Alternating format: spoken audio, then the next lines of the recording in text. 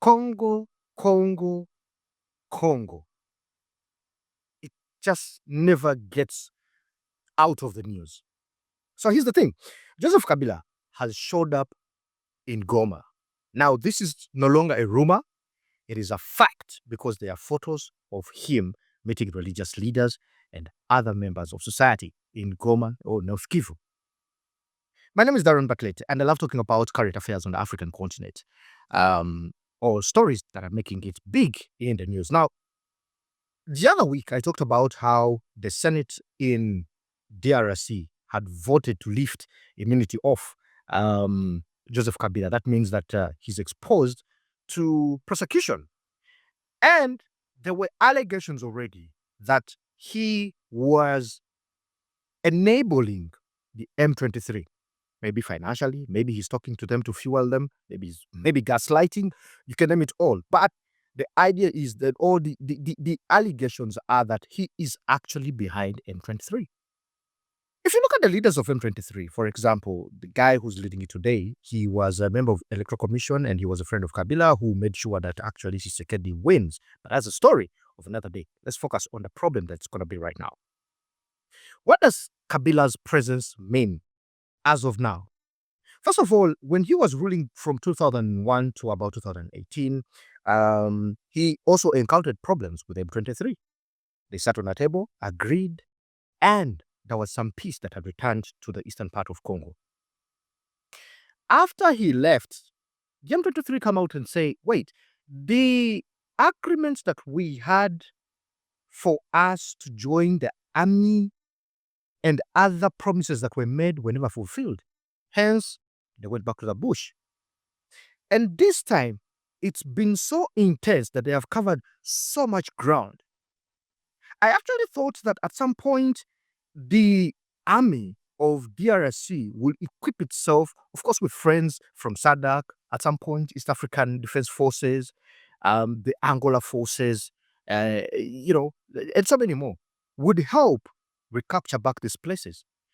But it looks like since January to today, we are entering May, M23 has been charged of Goma and Bakuva, and you can see that they have been actually running the administrations there. There were so many videos that showed them training police on what to do, traffic is flowing normally, and all these things. But again, also, Amnesty International comes out and talks about how many people are being tortured and killed in the same place.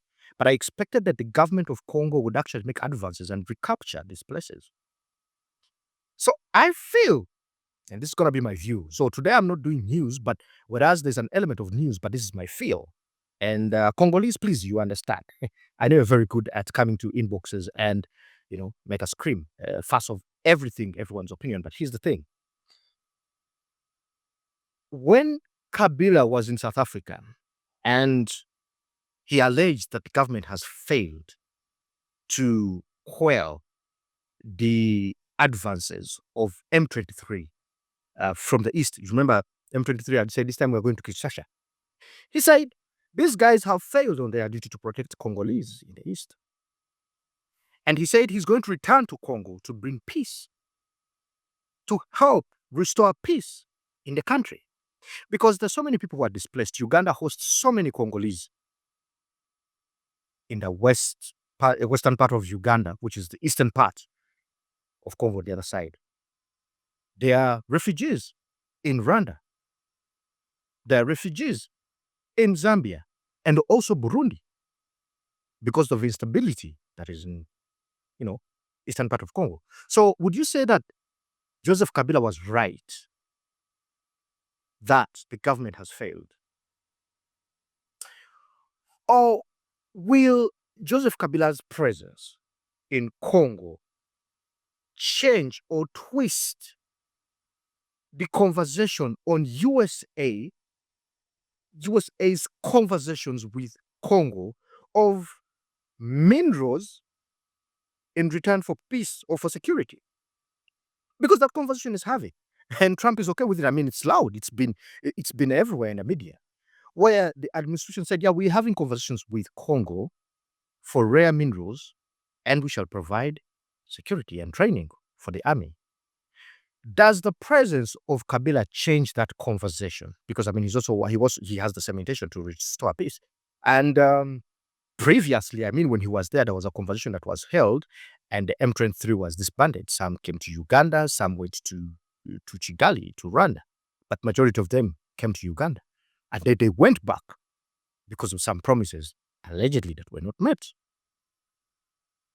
Or does it also mean that at some point Joseph Kabila made return to active politics, where he may not necessarily run for office, but he may support a candidate of his choice and will run for office and may be successful?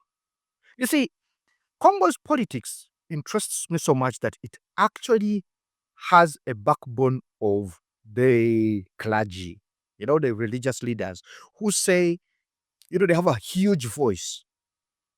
And if you see them meeting Joseph Kabila, does that mean that they don't agree with the policies of Felix Tshisekedi? Quite tough.